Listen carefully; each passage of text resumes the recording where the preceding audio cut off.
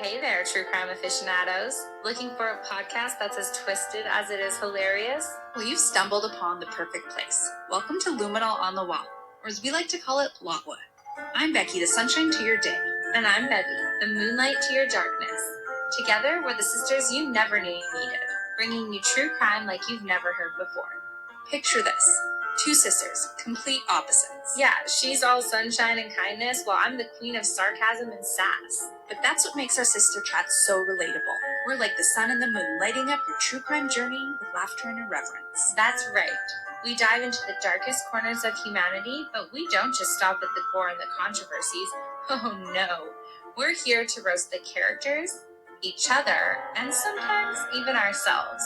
We laugh hysterically at our own jokes. And we swear like sailors while we're at it. So if you're easily offended, consider this your warning.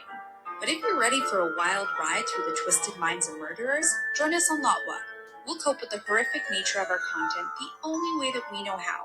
That is with a healthy, or maybe excessive dose of sarcasm, wit, and a touch of crass humor. So what are you waiting for?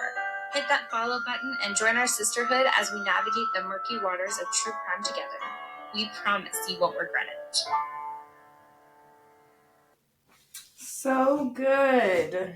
Hello, friends. Hello, friends. That's Luminal on the Wall, our highlight for the month of August. You want to check out their podcast ASAP. I'm just going to warn everybody right now. I am exceptionally hungover. It was my dear friend Kevin's 40th birthday yesterday. And we celebrated, and I celebrated a little too much with coolers that, you know, they kicked my butt. So we just be patient with me. Kayla's fine because she's a grown adult who Didn't party last night. That's okay. I watched the Olympics. We watched surfing and gymnastics, and there was tennis and volleyball on and everything. So we fast forwarded and watched the Olympics. That's nice. Like a whole ass adult. So wholesome. I did none of those things. That's okay. And we're starting a little bit differently during the month of August because we have partnered with Luminal on the Wall to ensure that we highlight them. They are going to highlight us. We want to show each other's listeners that there are other amazing podcasts out there. And so they're the one that we're going to highlight for August. If you are listening and you are a podcaster and you want to do a highlight in September and we want to do a promo swap, let us know. Let us know. And if you are here from Luminal on the Wall, welcome. Welcome. I'm sorry that I'm hungover for this episode. That's okay. There's many more to come. There's many more on our playlist that I'm not hungover in. Mm-hmm. And there'll be many more on the playlist that I am also not hungover on. We've done it drunk for Tom Collins. We've also done it hungover. Yeah. But this time I'm just not. So yeah, I sure am. So with that, here we go. Let's get us started. Nestled in the historic Gastown district, this iconic restaurant is rumored to be a hotspot for paranormal activity, uncovering the chilling tales of ghostly apparitions, eerie footsteps, and unexplained phenomena that has haunted this establishment for decades, with first-hand accounts from staff and patrons alike. Prepare yourself for a spine-tingling journey into the unknown, where every shadow hides a story and every creak in the floorboards whispers secrets from the past. Today's tale from the Chesterfield takes us to the heart of Vancouver, where an historic spaghetti factory serves up more than just pasta in an episode we call With a Side of Spooky.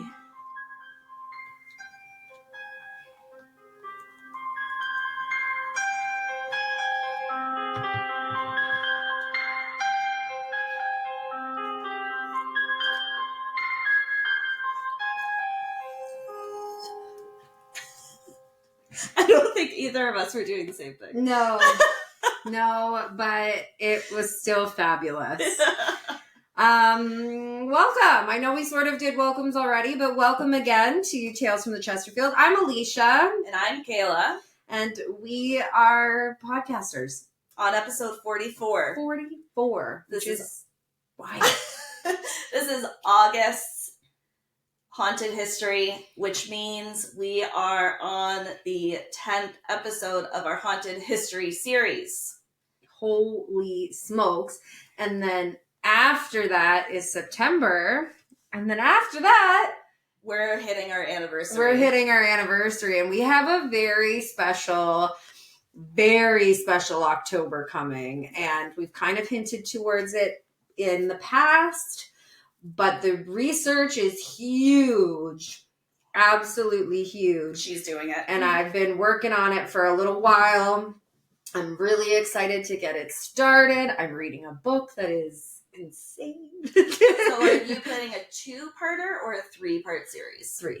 3-part series, yes. Plus also another, if you've been around since October, you knew that we did a local legend, the Screaming Tunnel here in Niagara Falls, Ontario, Canada. We're going to do another little field trip. We're going to make it out there to another local legend. Mm-hmm. So if you think you know what it is, drop us a line.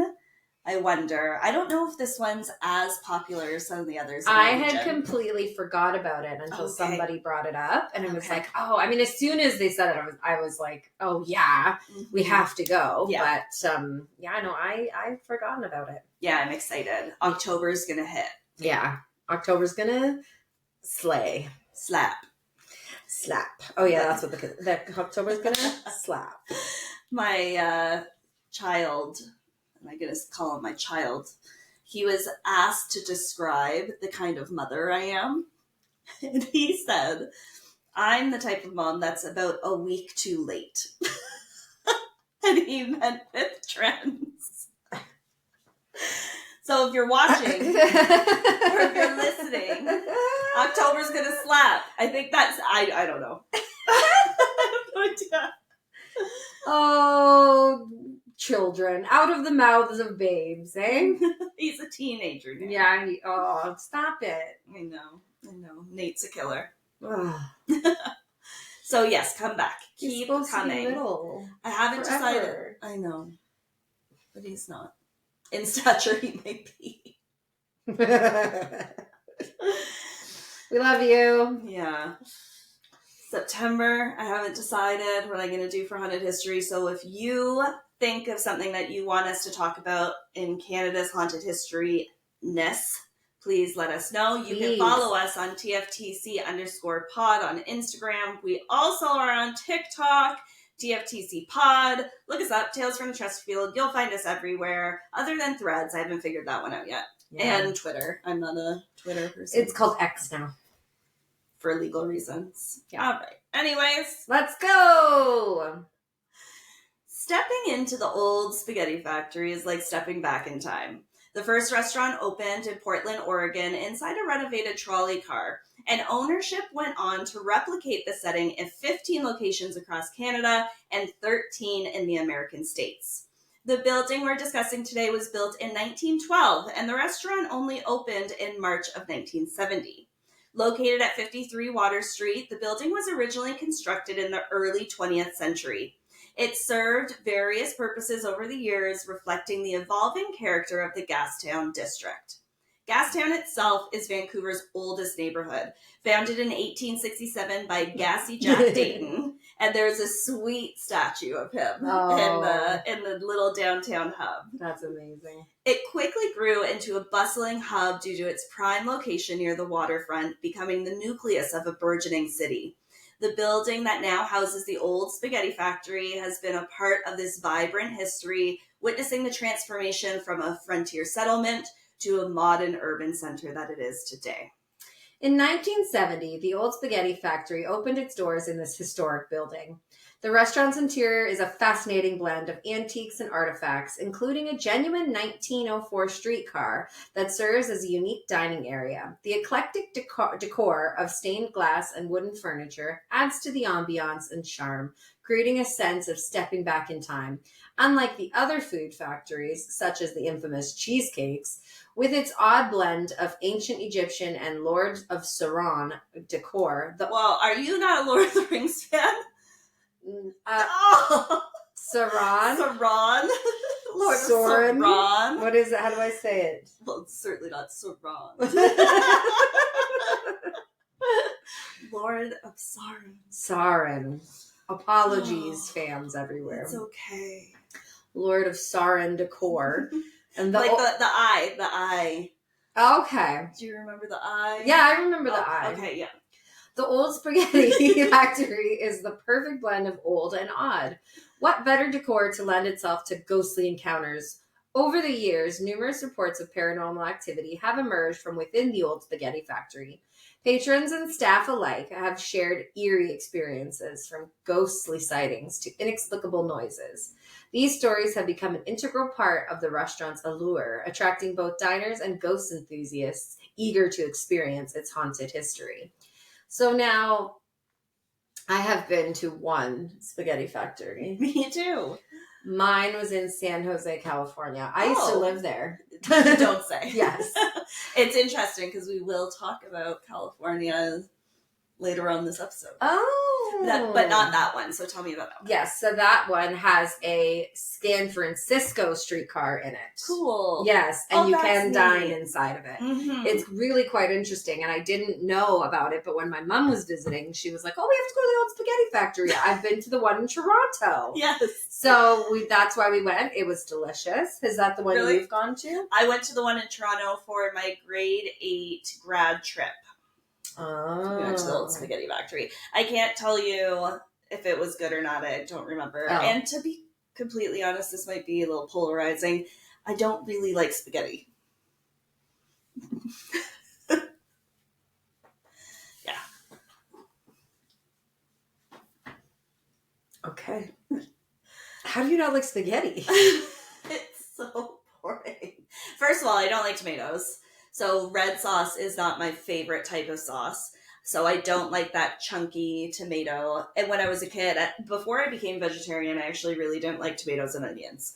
Everywhere I went, no tomatoes, no onions. Now I'll eat onions. I do like onions now. My palate has changed a little. But I really still don't like tomatoes. I also don't like tomatoes, so I don't do a chunky sauce. So there's a sauce that Mark will buy in a can that's literally just sauce. It is blended beyond repair. It's just, ugh. It's just, ugh. Ugh.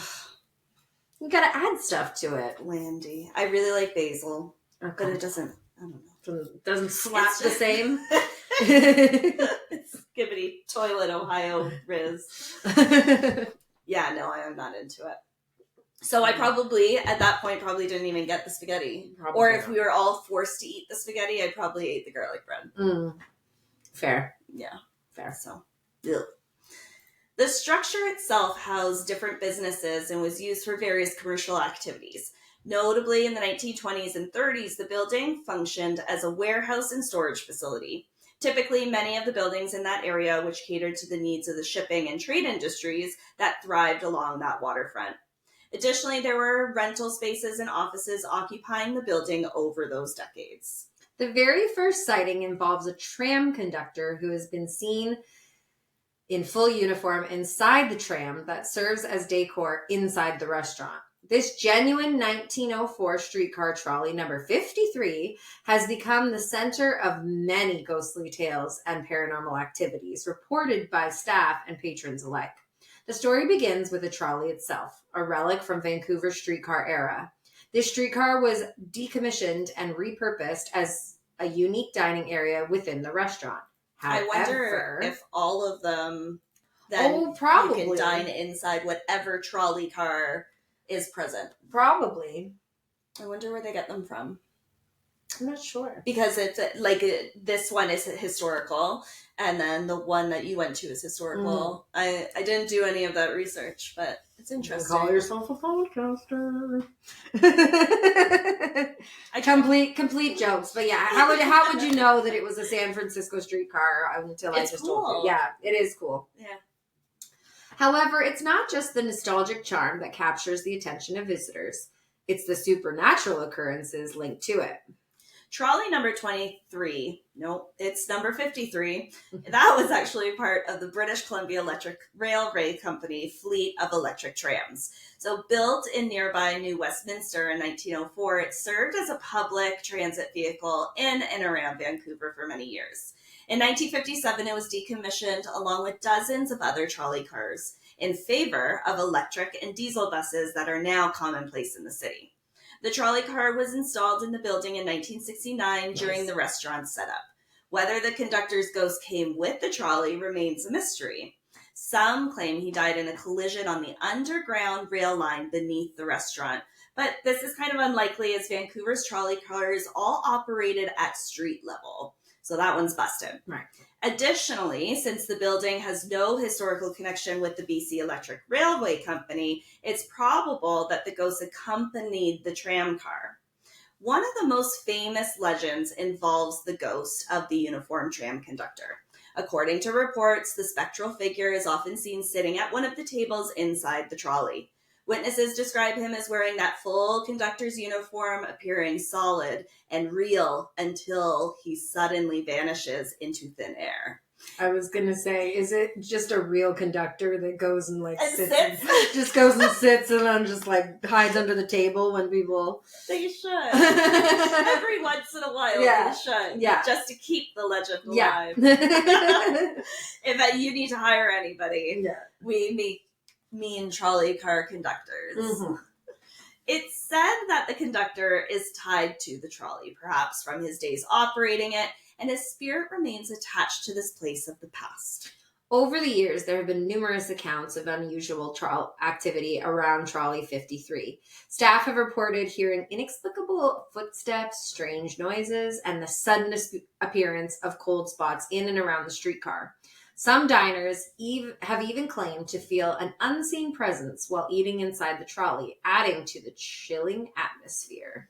I feel like that's possible. Yeah. Where you just see somebody out of the corner of your eye, you're in the place, the whole entire experience is lending to the fact that you're dining in a trolley car. Yeah. I like that one. I can absolutely see it. And then I'm just, I'm only speaking from the San Jose experience, but it's got that kind of vibe. Right? It's darker in there with all the old glass and all the antiques. And they have everybody has different spoons and forks and knives and stuff. It fits that creepy era. Yeah. For sure. You know what it reminds me of? And I don't know where it is, but there's a snack man in Toronto. If you like odd snacks, this is not an ad. Go to the snack man. He takes his son into the States, and there's one Pizza Hut that's the original Pizza Hut with all the stained glass lights and stuff. I need to go. I need to find out where it is. He posts about it often. And we should go. The good old days. Yes, we should. Yeah. That would feel so nostalgic, sitting in an original Pizza Hut. Mm-hmm. Are you kidding? Mm-hmm. I'll look at that after this. That's I want to go and to a McDonald's that hasn't been updated. The old McDonald's is. Yes. Yeah. With the McBurglar jail outside. Yes. Yeah. The snack man. Now they are all gray and depressed. They grew up and... I'm so sorry. I'm hungover. This is not boring whatsoever. My body is just we should be sleeping. So that your body feels better. Did you find Rare Snacks Toronto? Rare Snacks Toronto. If you want to get good snacks. He was the first that had Prime in the area. Oh. I ordered Prime from him, American Prime, back in the day. He's a good guy. Good guy. Good guy. The Old Spaghetti Factory is home to more than just one ghostly legend, nicknamed the Looky Loo. Among the tales of paranormal activity is the story of a ghost with flaming auburn hair and a ruddy face. This spectral figure is often described as a little man with striking fiery red hair. His appearances are sporadic but memorable, with sightings typically occurring in the dining areas or near the old trolley car. Witnesses have reported seeing... It's him. Okay. Witnesses have reported seeing him out of the corner of their eye, only for him to disappear when they turn to get a better look. It's said that he will be seen roaming the kitchen and whispering to the staff. Accounts do vary, but some say that he seems to be dressed in red clothing, a red shirt, red long johns, but the most eerie part of these encounters is the intense feeling of being watched or the sudden unexplainable chill in the air that accompanies his presence. Even creepier still, he will call out staff members by their names. I don't like that. Looking at them and laughing mischievously and always leaving through the washroom door. The ladies' washroom at that. The identity of this ghost remains a mystery, and despite numerous sightings, no historical records have ever surfaced to confirm his identity or the circumstances of his untimely demise. One particular sighting, 2 women saw him enter the washroom, and no one else had seen this unmistakable dwarfish red man. One of the women decided to take a photo of the character only to develop a blurred film. Sounds legit. Can you imagine working away, you're rolling your little utensils, and then all of a sudden there's like this little man, red head to toe, being like, Alicia! No, I would hate it. I love the idea of and then run into the washroom. Yeah, and then run out. I wonder if he's got like a peeing fetish, and so he's like calling people and being like, let's go to the washroom. Alicia, come pee on me. Yeah, right? Like, that's what it seems like. Yeah. Every time to go into the washroom? Every time. That seems... Runs into the washroom. That seems like we've got a little bit of a fetish here. We're not here to kink shame. If that's your thing, that's your thing. What?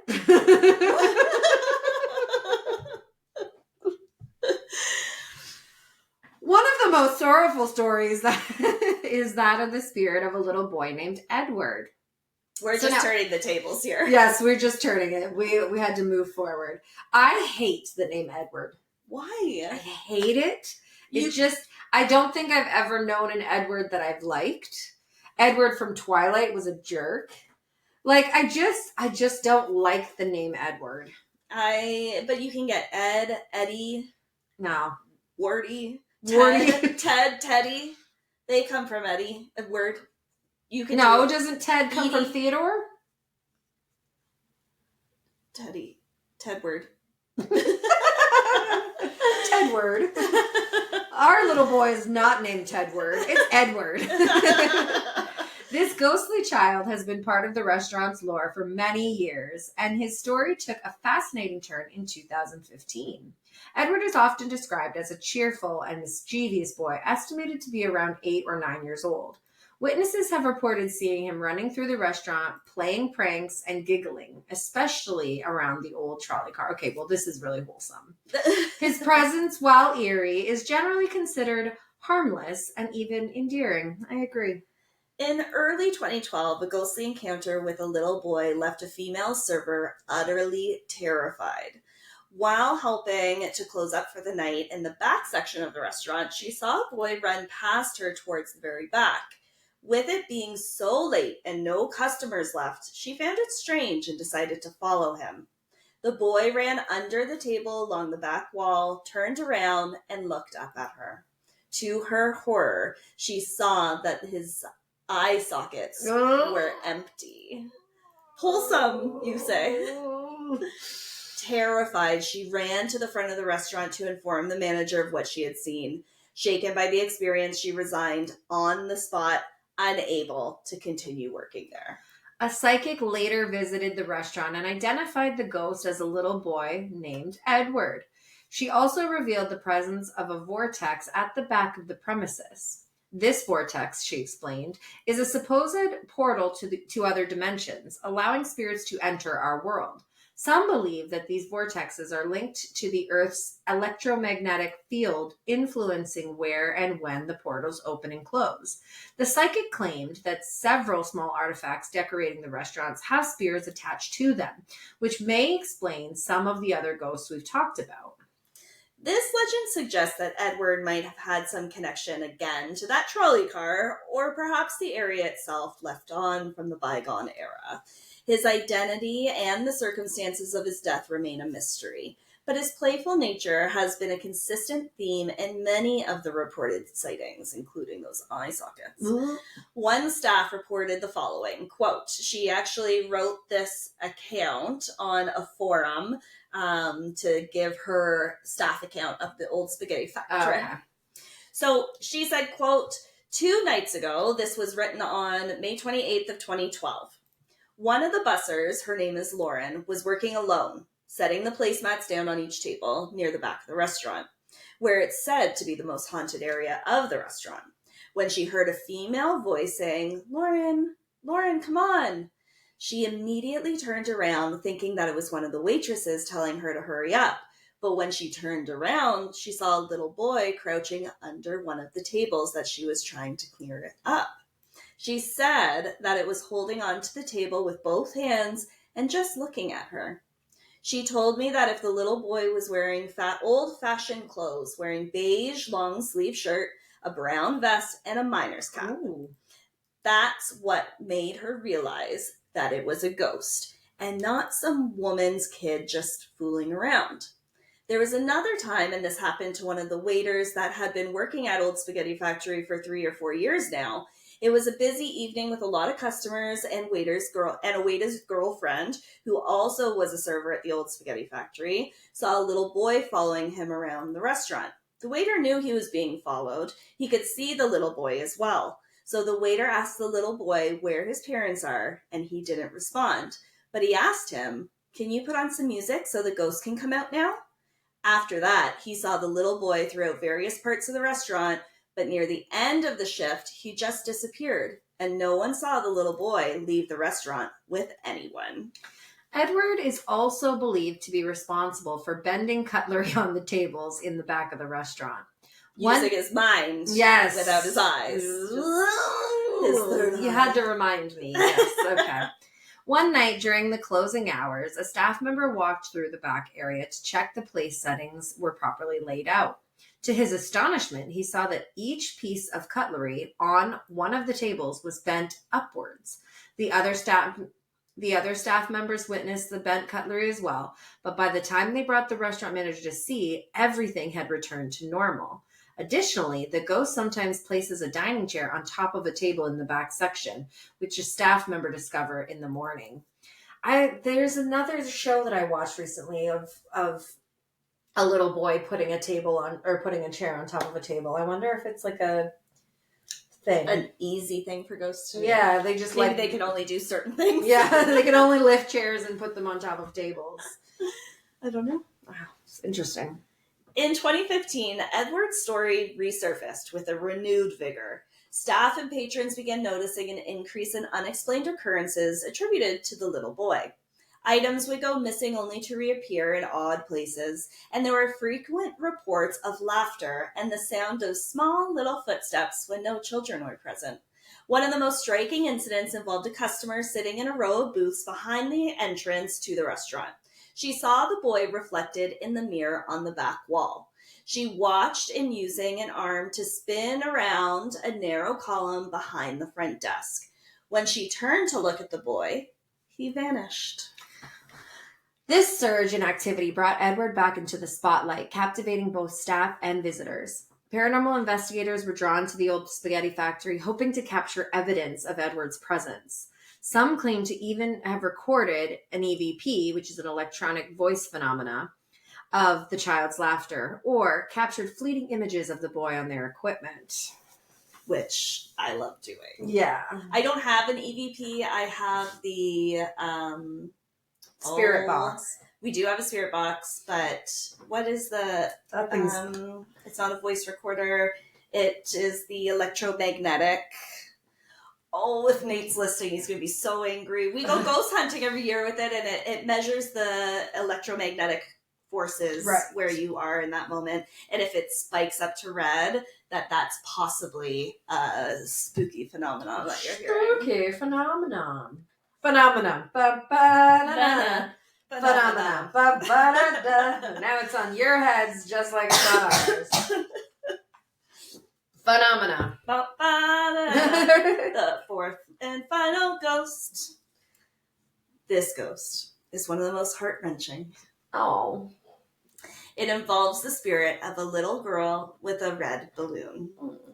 99 such left balloons. I hate balloons. Confession. I have a stupid fear, and it's of balloons. I hate the way that they smell. I hate the way that they feel. I hate the way that they pop. I hate when you're grabbing them, and they make this like, oh, I hate balloons. I hate them. They give me anxiety. Only latex balloons. If they're blown up with helium, I'm fine. But not helium latex balloons. They have to be like that tin. The crinkly? Yeah, the crinkly. I remember when we worked together, we were in the same office, and our other coworker friend, it was your birthday, and she purchased you balloons and tied them to the back of your chair. And I was like, oh, that's really nice. It must be Alicia's birthday. And then you came in and you were like, what the fuck? Yeah. And you did sit with the balloons. I did. I will, because it's a kind gesture. I understand that the balloons are kind gestures. That was the day I found out you were fearful of the balloons. Yes, I do not like them. However, I have gone and purchased balloons for people and had them in my car. Mm-hmm. I'm not... Like, prayed they didn't pop. And just prayed they didn't. Exactly. It was... I did it for a friend in Pennsylvania. And I think that was the last time I had balloons in my car. It's been a while. Yeah, it's been a while because I don't like... And they're just like sacks of air. It's weird. And like people's air. Yeah. Like expelled human air. Yeah. Yeah. And when it pops, sometimes like the spit will like... I never really thought of that. Yeah. That's kind of gross. Yeah. I hate balloons. Oh. Anyways, let's hear about this little girl and her red balloon. So this spectral figure has captured the imaginations and stirred the emotions of many of those who have encountered her. The little girl is often described as appearing in old-fashioned clothing, similar to the others that haunt the building. She holds a red balloon, a sad and eerie detail that adds to the mystery of her presence. Witnesses report seeing her wandering throughout the restaurant, sometimes near the old trolley car, looking lost and forlorn. Encounters with this little girl vary, but many who have seen her recount a feeling of deep sadness and an unshakable sense of longing. Some diners have reported seeing her reflection in mirrors or catching fleeting glimpses of her as she rounds a corner, only to disappear when they try to follow her. Her presence is usually marked by an overwhelming sense of melancholy, and her appearances often leave witnesses feeling emotionally affected. The general manager's friend recounted that they once had a conversation with the little girl for several minutes. The little girl was looking for her mother, but when the friend left the table to tell the manager, the ghost disappeared. There are several theories about who the little girl might be and why she haunts the old spaghetti factory. Some believe she may have been a child who frequented the area when it was a bustling hub in the early 20th century, perhaps losing her life in a tragic accident.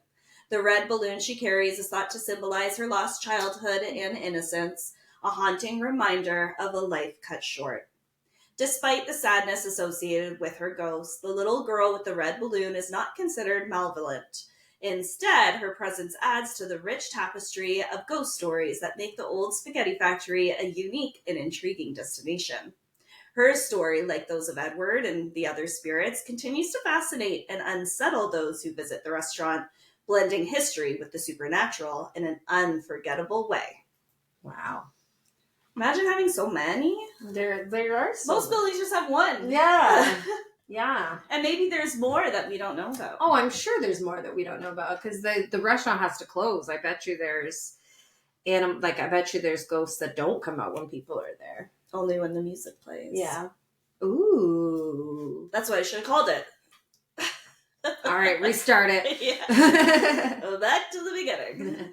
But the question remains, what is so important about this specific building that it remains haunted by multiple ghosts with various stories, seemingly unrelated. Will Woods, the owner and chief storyteller at Forbidden Vancouver, has theorized that the real and often gruesome history of Gastown is what makes the building so chilling.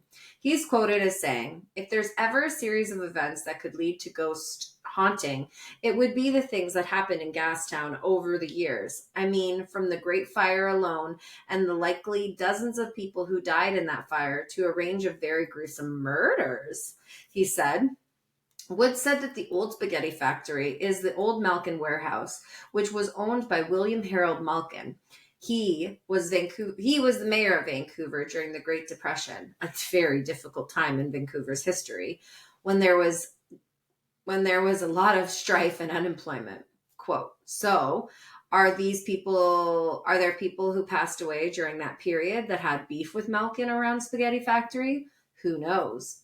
His concentration of ghosts is almost unparalleled anywhere else in Vancouver." The Great Fire of Vancouver, which occurred on June 13th, 1886, is a significant event in the history of the city and the neighborhood of Gastown.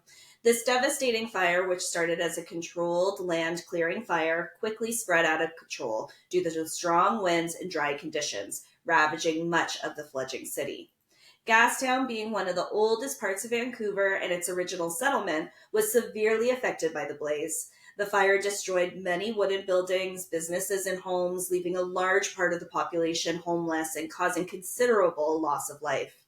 The rapid rebuilding of the city began almost immediately, with more fire-resistant materials like brick and stone, but the trauma of the fire lingered. The Great Fire of Vancouver is often cited as a reason for the high number of spirits reported in Gastown, including at the old spaghetti factory. The theory is that the tragic and sudden loss of life, coupled with the intense emotional energy from such a catastrophic event, left a lasting imprint on the area.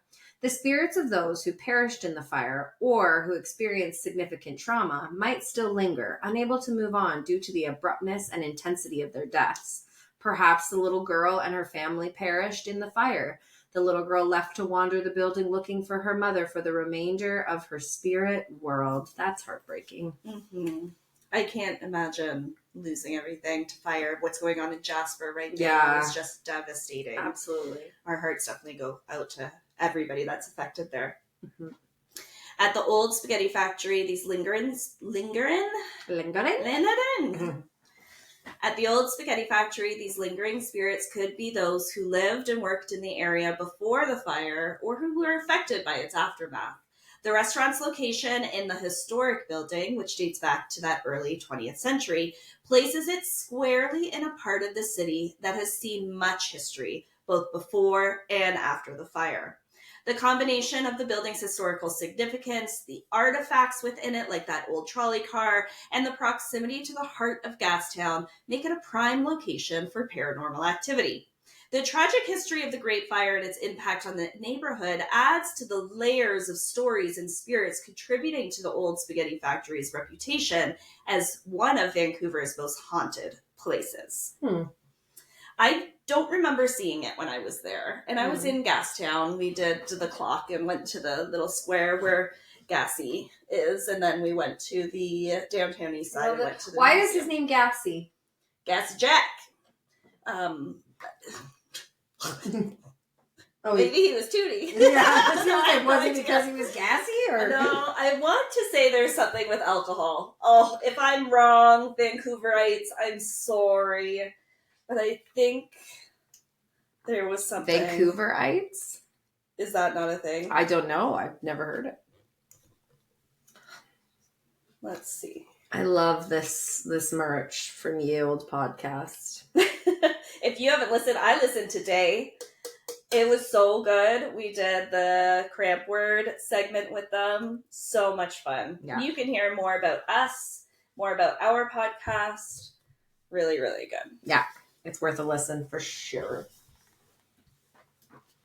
Let's see if Siri knows, because you know what? I'm not going to get it real quick. Hey, Siri. Why is Gassy Jack named Gassy Jack?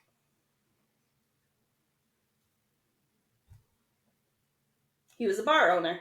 Ah, that makes sense. I knew it had to do with alcohol. Yeah, it makes sense. Maybe prohibition? Probs. Yeah. Probs. That's just an educated guess here. Another possibility is due to the Great Depression.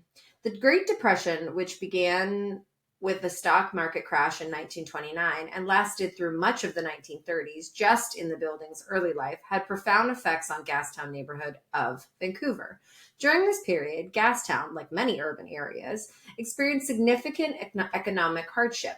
As Vancouver's oldest neighborhood, Gastown was already a bustling center of commerce and industry, but the economic downturn brought widespread unemployment, business closures, and poverty. Many of Gastown's residents and workers found themselves out of work and struggling to make ends meet. Soup kitchens, shelters, and other forms of relief became essential for survival. The economic desperation led to an increase in homelessness and a general decline in living conditions. The neighborhood, which had been a vibrant hub, saw a significant increase in transient populations and people seeking assistance. The effects of the Great Depression lingered for many years, and while Gastown has seen a significant revitalization and gentrification in recent decades, some of the socioeconomic challenges do persist. The neighborhood has become a popular tourist destination and a trendy area known for its historic charm, the cobblestone streets, the boutiques, and of course the restaurants. However, in contrast between wealthy and poverty, it does remain visible today. Despite the influx of new businesses and an increase in property values, Gastown still grapples with the issues related to poverty and homelessness.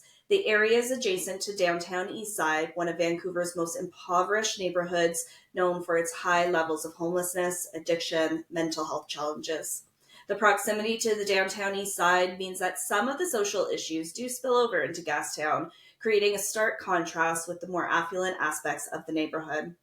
Determining the exact number of people who lost their lives directly due to the Great Depression in Vancouver is challenging, as deaths were often not attributed solely on economic hardship. However, the Great Depression had severe indirect effects on public health and well-being, leading to increased mortality rates from various causes, such as malnutrition, poor living conditions, and lack of access to medical care. In short, like many other cities and provinces, the Great Depression exacerbated existing hardships and made it difficult for many people to afford basic necessities.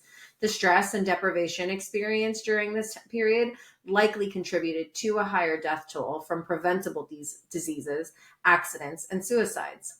Efforts to address these challenges continue over a decade later, with various community organizations and initiatives aimed at providing support and resource for those in need. The legacy of the Great Depression has left an indelible mark on Gastown. We spoke about my time visiting Gastown during the pandemic in episode 7 when we discussed serial killer Gilbert Paul Jordan. And it was very interesting to see the contrast when you are walking from downtown Vancouver into Gastown. The cobblestone streets start. There's definitely a higher police presence there.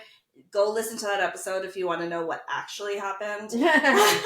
But you go up to the clock and it does its little Gastown thing, which is really cool. And there's restaurants and boutiques and you can kind of go in and out and you can tell that it's definitely a trendy neighborhood. It reminds me of like a distillery district sort of thing. Right. And you go maybe 1 or 2 blocks and you're in downtown Eastside. Right. So we had went to the museum, the police museum, and it was the original police, what do they call it? Police building. Is that what they call it? No, they call it the... District? They call it the... Precinct? The precinct. Yeah. So Vancouver's original precinct. And it was incredible, but there were a lot of people experiencing homelessness and struggling on the street. Yeah. And the shelters were there and things like that. You can see it as clear as day. Yeah. And it was a super stark contrast between the two neighborhoods that are a block away from each other. Wow.